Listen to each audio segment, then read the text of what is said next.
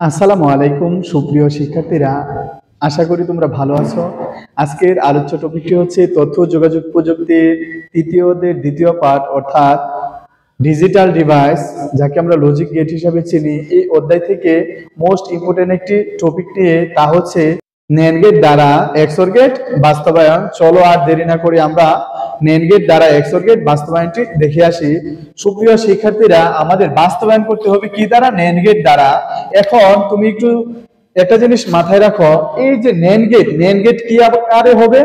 অর্থাৎ A B পাশাপাশি থাকবে, উপরে কমপ্লিমেন্ট থাকবে, এটাই তো NAND গেট। অর্থাৎ AND গেট যখন নট গেট দিয়ে প্রবাহিত হয় তখন তাকে NAND গেট বলে। তাহলে কি দাঁড়ালো? এই যে এ বি উপরে হচ্ছে কমপ্লিমেন্ট, এটা হচ্ছে NAND গেটের সমীকরণ। তারপরে আসো NAND গেট কি রকম হয়? এই যে এ বি এর মাত্রা হবে জি গেটের মতন, যেহেতু উপরে কমপ্লিমেন্ট এই জন্য এই যে কমপ্লিমেন্ট। এটা হচ্ছে NAND গেট, এটা হচ্ছে NAND গেটের সমীকরণ, এটা হচ্ছে NAND গেটের লজিক সার্কিট। তাহলে NAND গেটের মাথা কিরকম হবে? এই যে এরকম হবে, AND গেট হয়ে মাথার মধ্যে একটি নট হবে। এই NAND গেট দ্বারা তুমি বাস্তবায়ন করবা কাকে? XOR কে। সুপ্রিয় শিক্ষার্থীরা, XOR এর সমীকরণ কি? XOR এর সমীকরণ হচ্ছে এই যে A XOR B। যেহেতু তুমি বাস্তবায়ন করবা, এজন্য XOR গেটের একটি মৌলিক সমীকরণ আছে, তা হচ্ছে A not B plus A B not. এটা হচ্ছে তোমার XOR এর মৌলিক সমীকরণ। এখন তুমি যেহেতু বাস্তবায়ন করতেছো NAND গেট দ্বারা XOR গেট বাস্তবায়ন, তাহলে সর্বপ্রথম তোমার XOR এর সমীকরণটি লিখতে হবে, তা হচ্ছে A XOR B। এখন এর মৌলিক সমীকরণ হচ্ছে A not B plus A B not. সুপ্রিয় শিক্ষার্থীরা, এখন তুমি কি করবা? NAND গেট দিয়ে XOR গেট বাস্তবায়ন করবা। এই যে একটা জিনিস মাথায় রাখো, আমাদের এখানে নোট আছে, এখানেও নোট আছে, অর্থাৎ NAND গেট দ্বারা বাস্তবায়ন করলে কোনো জায়গায় প্লাস লেখা যাবে না। এই যে আমরা করে এখানে দেখিয়েছি, NAND গেট দ্বারা কি প্রত্যেক জায়গায় কি ইনটু হবে, কোনো জায়গায় প্লাস থাকতে পারবে না। ঠিক আছে, NAND গেট দ্বারা তুমি XOR গেট বাস্তবায়ন করতেছো, তাহলে XOR এর সমীকরণ আমরা লিখলাম। এখন হচ্ছে NAND গেট, অর্থাৎ চিপাই চাপাই সব জায়গায় কি দিতে হবে? ইনটু দিতে হবে। তাহলে এখানে তো প্লাস আছে, এখানে প্লাস আছে, প্লাস ভাঙতে হবে। আমরা জানি প্লাস কিভাবে ভাঙা হয়, উপরে কমপ্লিমেন্ট দিলে, কমপ্লিমেন্ট যদি তুমি ভেঙে দাও তাহলে এই চিহ্নের পরিবর্তন হয়ে যায়, ইনটু প্লাস হবে, প্লাস ইনটু হবে। তাহলে তুমি এখানে লিখতে পারো A not B plus A into B not. তাহলে উপরে কি দিবা? এই যে ডাবল কমপ্লিমেন্ট দিবা, কারণ একটা কমপ্লিমেন্ট করে দেওয়া যায় না, এই জন্য ডাবল কমপ্লিমেন্ট দিলাম। এখন খেয়াল করো, এখান থেকে তুমি যদি ভেঙে দাও তাহলে এই যে নিচে কি আছে? প্লাস আছে, এটা ইনটু হয়ে যাবে, আর এখানে তো ইনটু আছে, এখানেও ইনটু আছে। তাহলে এই যে A নট ইনটু কত? B। এই যে একটা ভেঙে এখানে পড়লো আর প্লাস ইনটু হয়ে গেল, আবার A ইনটু B নট, এই যে এখানে ভেঙে একটা পড়লো। সুপ্রিয় শিক্ষার্থীরা, উপরে তো ফুল কমপ্লিমেন্ট আছে।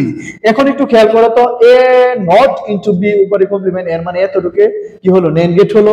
আবার A ইনটু B নট উপরে কমপ্লিমেন্ট, এই যে এতটুকু কি হলো? NAND গেট হলো। আবার এই সম্পূর্ণটাকে তুমি যদি A ধরো, এটাকে তুমি যদি B ধরো, তাহলে A into B NAND gate হলো, উপরে কমপ্লিমেন্ট আছে, এই যে আবার NAND গেট হয়ে গেল। তাহলে আমাদের এই যে NAND গেট দ্বারা XOR গেট তুমি সমীকরণের মাধ্যমে বাস্তবায়ন করে দিয়েছো। এখন তোমার কাজ কি? এখন তোমার লজিক সার্কিটের মাধ্যমে দেখানো, এই যে A নট আবার B নট, যেহেতু তুমি NAND গেট দ্বারা করতেছো, অর্থাৎ যৌগিক গেট দ্বারা করতেছো, এই জন্য তুমি কি করবা? নট গেটের নট লেখা যাবে না। আমরা করেছিলাম না এক ইনপুট বিশিষ্ট NAND গেট, এরকম করতে হবে।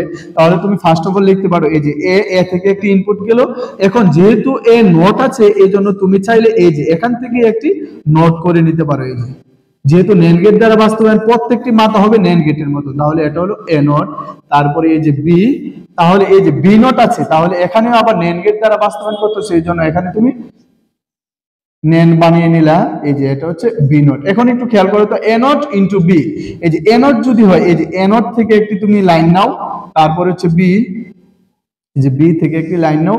যেহেতু ইনটু আকারে আছে, ইনটু আকার শব্দের অর্থ হচ্ছে AND গেটের মধ্যে আছে, তাহলে তুমি এখানে এই যে AND গেটের মাথা দিতে পারো, দিলাম AND গেট। যেহেতু উপরে কমপ্লিমেন্ট আছে, এই যে এখানে একটি কমপ্লিমেন্ট, অর্থাৎ একটা ইনপুটের কাজ হয়ে গেল। তারপর এটার কাজ করবা, এই যে A ইনটু B নট, এই যে A মূল A থেকে গেল, তারপরে B নট, এই যে B নট থেকে গেল। দুইটা কোথায় আছে? Into gate. ইনটু গেট শব্দের অর্থ হচ্ছে AND গেট, তাহলে AND গেটে আছে। যেহেতু উপরে কমপ্লিমেন্ট, তুমি NAND গেট দ্বারা বাস্তবায়ন করতেছো, এই জন্য এই যে কমপ্লিমেন্ট। এখন এই দুইটা মিলে আবার ইনটুর মধ্যে আছে, ইনটু শব্দের অর্থ কি? AND gate. তাহলে তুমি কি লিখবে এখানে লিখবা। এখন উপরে দেখো ফুল কমপ্লিমেন্ট আছে, তাহলে এই যে এখানে তুমি একটি নট দিয়ে দিলা। তাহলে এটা কি দাঁড়ালো, এটা হচ্ছে এ নট ইনটু হচ্ছে বি উপরে কমপ্লিমেন্ট, আর এটা কি দাঁড়ালো, এটা হচ্ছে তোমার এ ইনটু বি নট উপরে কমপ্লিমেন্ট। ঠিক আছে, এই দুইটা মিলে কি হলো, এই দুইটা মিলে হলো হচ্ছে A not into B complement, A into B complement, তাহলে উপরে ফুল কমপ্লিমেন্ট। এই যে আমাদের NAND গেট দিয়ে XOR গেট বাস্তবায়ন হয়ে গেল। সুপ্রিয় শিক্ষার্থীরা, আশা করি তোমরা বুঝতে পেরেছো।